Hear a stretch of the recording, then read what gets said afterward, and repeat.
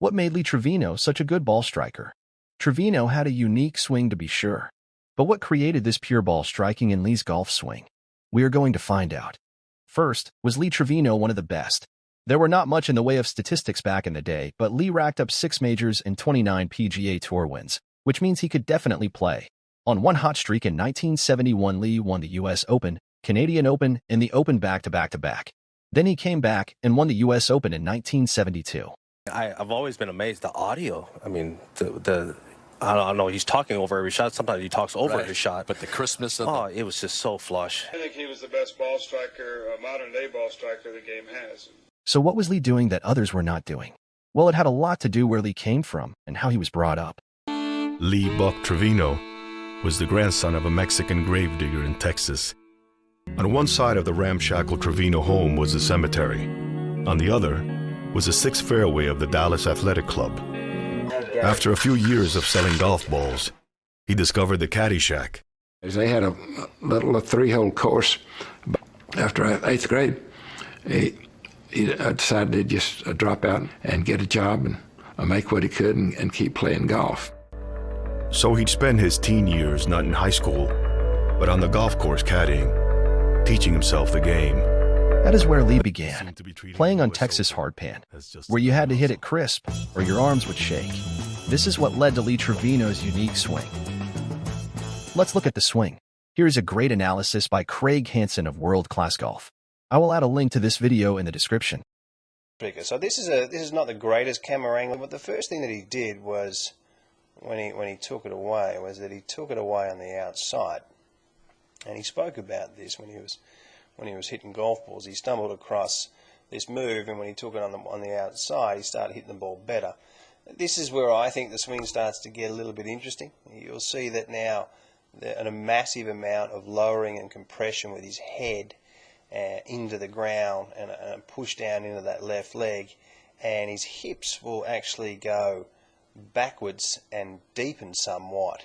You'll see at this point here in his swing, as at this point here, moving in this direction with the blue line, you'll see his hips actually deepen and go backwards. So great footwork, great leg work, and we'll just pop a line there in front of his knees, and you'll see that he rolls onto that right foot here. Just terrific footwork into that position here.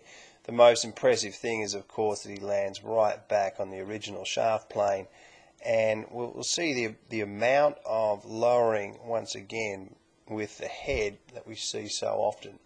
Hips stayed back, coming back on the original shaft plane, and once you get yourself back into this original shaft plane here, the release is easier. You tend to hit the ball obviously more in the middle of the club face, but the higher that this is up here, the more that the left wrist has to bow down, and it makes it, let's say, not a neutral release. From this position here, you can release it more underneath, and it just makes it a little bit easier. And so many of the greatest ball strikers of all time have landed there. So you'll see when he comes out, he's actually got his head on his turned side on. So if you're going through the shot and you've got your right eye lower than your left eye, or a bit extreme actually, it really does prevent a golfer from coming from the outside. So you'll see that the shoulders are much steeper through the shot than what they were on the way back from here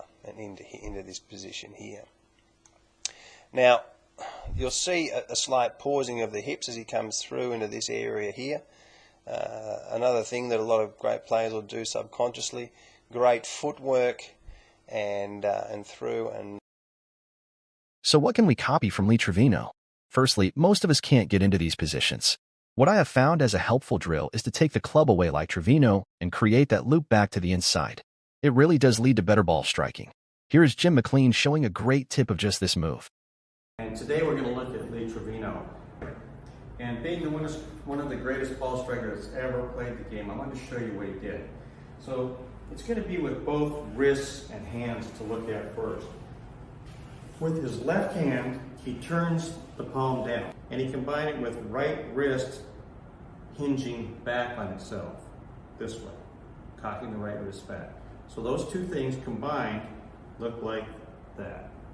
This drives the left arm out away from him on the backswing, which you'll see when you watch the swings, and gets them into this position right away. Now when you're coming down, that happens to be a great position to be in. So I'm going to demonstrate this for you now. First, I'm going to flatten the wrist like this. Then I cock the right wrist back. Now you can see that the face looks square here, which Trevino called toe up. It's a very common way of teaching. And then from here, the club went up. So let me do it again in a little both hand motion. So he went like this, the arms push away, and then up to the top. From here, he dropped the club to the inside and just rotated, hung on.